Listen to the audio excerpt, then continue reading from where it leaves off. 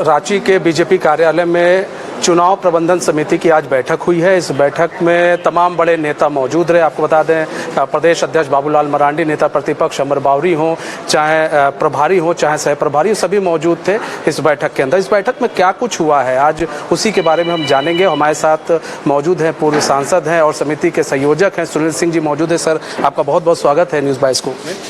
Sir, सवाल ये है सर कि आज जो आपने बैठक की है, इस बैठक का मेन उद्देश्य क्या था आपका? इस बैठक का मेन उद्देश्य है सुचारू रूप से सफलतापूर्वक चुनाव का संचालन हो सके। और भारतीय जनता पार्टी, आपको पता है कि हर वक्त चुनाव के लिए तैयार रहती है, लेकिन अब चुनाव किसी भी क्षण किसी भी दिन घोषित हो सकता है। तो इस दृष्टि से कुछ विशेष योजना बनाना, कुछ नई संरचनाएं संगठनात्मक तौर पर खड़ा करना, तो इन सब विषयों पर हमने विचार किया है। और लगभग 29-30 विभाग चुनाव संचालन के दृष्टि से हमने बनाए हैं और उनका काम क्या होगा, एक दूसरे से समन्वय कैसे होगा, ये सभी विभाग मिलकर एक ऑब्जेक्टिव यानी पार्टी की जीत चुनाव में, इसके लिए काम करेंगे। तो इस दृष्टि से हमारा मार्गदर्शन हमारे माननीय प्रभारी शिवराज सिंह चौहान जी और सह प्रभारी आदरणीय हेमंत बिश्व शर्मा जी और हमारे प्रदेश के हमारे जो प्रदेश अध्यक्ष हैं आदरणीय बाबूलाल मरांडी जी, इनका भी मार्गदर्शन प्राप्त हुआ है। साथ ही साथ कार्यकर्ताओं के भी मन में संचालन को लेके जो प्रश्न होते हैं, जो समस्या होती है या जो फीडबैक होता है, तो उस पर भी परस्पर चर्चा, यानी संचालन के दृष्टि से दो तरफा संवाद, टू वे कम्युनिकेशन, तो इस दृष्टि से चर्चा हुई है। और अब भारतीय जनता पार्टी पूर्ण रूप से चुनावी मोड में आ गई है। हमारी लगभग सभी संगठनात्मक संरचना और चुनाव प्रबंधन के दृष्टि से जो संरचना खड़ी करनी थी वो तैयार है। हमने अपना काम प्रारंभ कर दिया है। अच्छा, एनडीए जो है, कब जो सीट शेयरिंग की बात हो रही है, एनडीए कब सीट शेयरिंग को लेकर अपने पत्ते खोलेंगे, किसको कितने सीटें? नहीं, हम पत्ते खोलने वाली कोई बात नहीं है। हमारे सभी सहयोगी पुराने हैं और हम लोगों ने काफी लंबे समय से राज्य के गठन के समय से एक साथ काम किया है। तो हम एक दूसरे के सहयोग के भाव से काम करते हैं। इसका अर्थ ये है कि हम एक दूसरे पर परस्पर विश्वास और भरोसा करते हैं।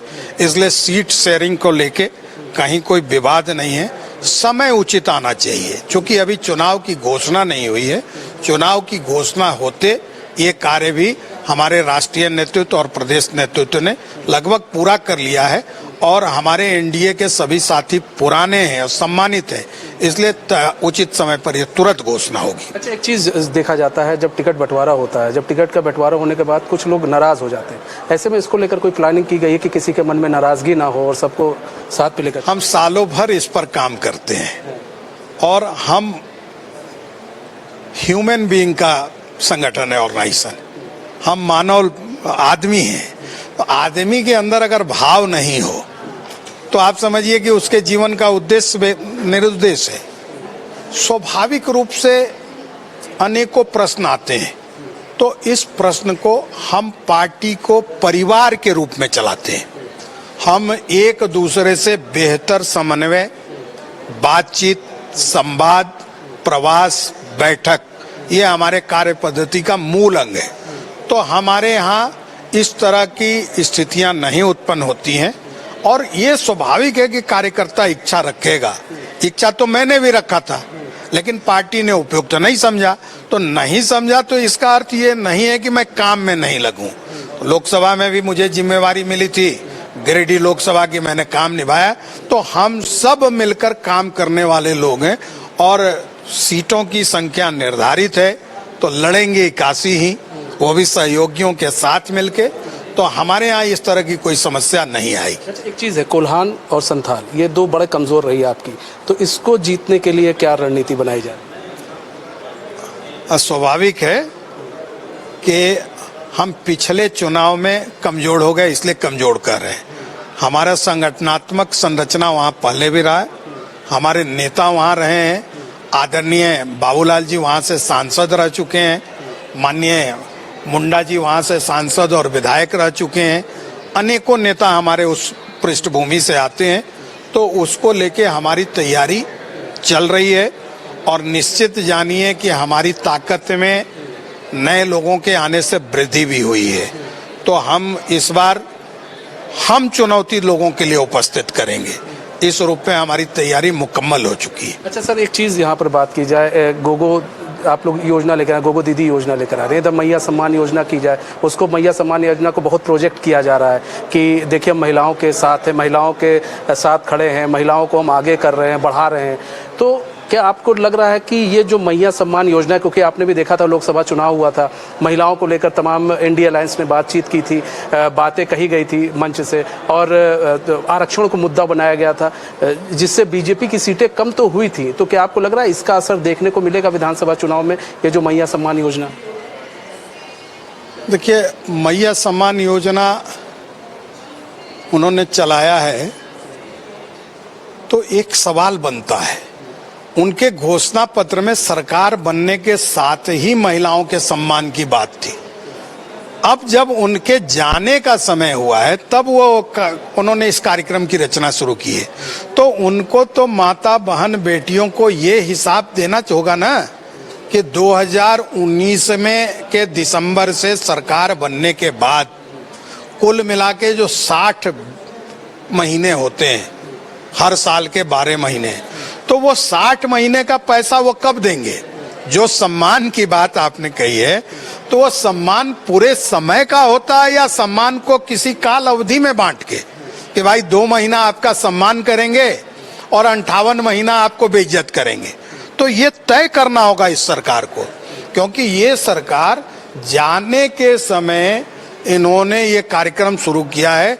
और भारतीय जनता पार्टी की गोगो दीदी योजना, ये हमारी प्रतिबद्धता है, हमारा कमिटमेंट है।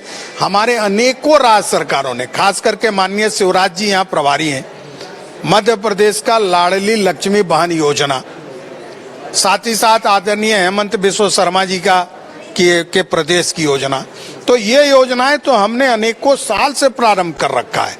तो समस्या हमारे विपक्ष में ये आ रहा है कि उन जो गोगो दीदी की फॉर्म को भरने के लिए जो संख्या उमड़ी है, जो माता बहन बेटियों का आशीर्वाद प्राप्त हुआ है, उससे ये घबराए हुए हैं। और माता बहन बेटियों को आदरणीय प्रधानमंत्री नरेंद्र मोदी जी के बात पर भरोसा है, इसलिए ये सरकार घबराई हुई है, इसलिए ये रोज नया नया प्रोपगंडा कर रहे हैं। अच्छा, एक आखिरी क्वेश्चन है सर, यहाँ पर देखिए बात की जाए कि आज कई जगह ईडी की रेड पड़ी है, तो ऐसे में कहा जाता है जब चुनाव आता है तो ईडी जो है ज़्यादा सक्रिय हो जाती है, ऐसा यहाँ की सत्ता पक्ष आरोप लगा रही है और केंद्र में विपक्ष आरोप लगाती है। अच्छा, तो कहने का ये मतलब तो ये थोड़े है कि ये ईडी का रेड 2 महीने पहले शुरू हुआ है क्या? चुनाव तो अभी घोषणा नहीं हुआ है। तो इस राज्य में या पूरे देश में ईडी जैसे विभाग अपना काम करते रहते हैं, और जिसने कोई गलती नहीं की हो, जिसने कोई भ्रष्टाचार नहीं किया है, उसको भय कैसा? नोटों का पुलिंदा घर से निकल रहा है और आप कहें कि ईडी हमको डरा रहा है, तो आप बताएं ना कि वो नोटों का पुलिंदा किसका था, वो क्यों निकले, किसके यहां से निकले? तो ये चीजें देखिए क्या है। आज आदरणीय प्रधानमंत्री नरेंद्र मोदी जी के आने के पूर्व भ्रष्टाचार को हमने आम जीवन में, राजनीतिक जीवन में व्यवहार मान लिया था और भय नहीं था, लगता ही नहीं था कि कानून का राज।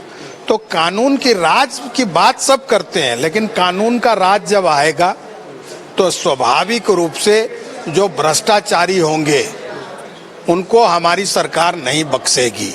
और हम भ्रष्टाचार में मेरा तेरा का भेद नहीं करते हैं, इसलिए जो जिम्मेवार होगा, जिसने जनता के हक, हुकूक और हिस्से का पैसा खाया है, उसको हमारी सरकार और भारत सरकार की एजेंसियां बिना किसी प्रेशर के उस पैसे का रिकवरी करेंगी और उनको कड़ी से कड़ी सजा दिलाएंगी, ताकि आने वाले समय में कोई जनता के पैसे का हक नहीं मार सके। Thank you sir.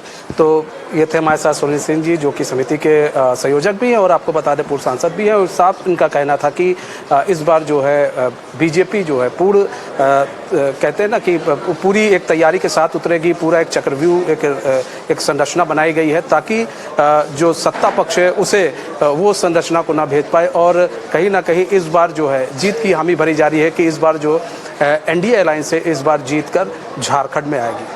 तो हमारे इस खास पेशकश में से मुझे दीजिए इजाजत। तो खबरों के साथ बने रहने के लिए देखते हैं न्यूज़ 22 को। नमस्कार।